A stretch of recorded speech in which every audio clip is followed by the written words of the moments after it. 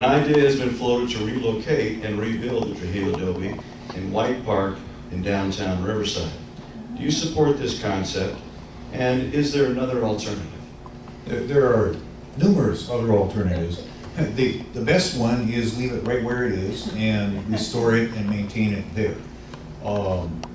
There are several reasons it should not go to White Park. First, you can't just pick up and move an Adobe. You could reconstruct something that would look like the Adobe looked like in White Park or somewhere else, but you lose the contextual value that is so important. The Adobe is where it is because that's where the first non-Native American settlers to our area settled. And it's about all that's left, that and the Agua Mansa Cemetery. Most everything else is washed away or been taken down over the years. We need to keep it exactly where it is. There's another reason not to put it in White Park or anything else in White Park. White Park was designed as a botanic park. It is not a visitor center for historic things, moved or otherwise.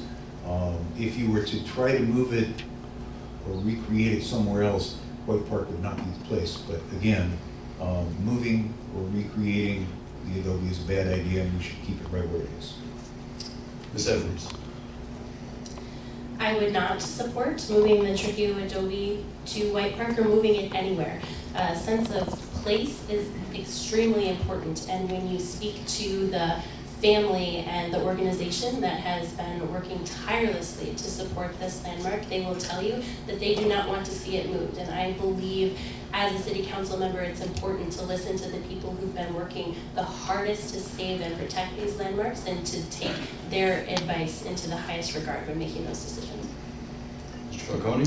I believe many of us, from the faces I know I've seen, have heard the silliness in that question. And this is exactly what happens when we have a city council that is not equipped with the knowledge of historic preservation, not equipped with the knowledge of how to maintain and restore historic properties. The idea of moving an Adobe should be, bring at least a smirk to your face alone because of the sheer fact that it is made of Adobe and made of dirt.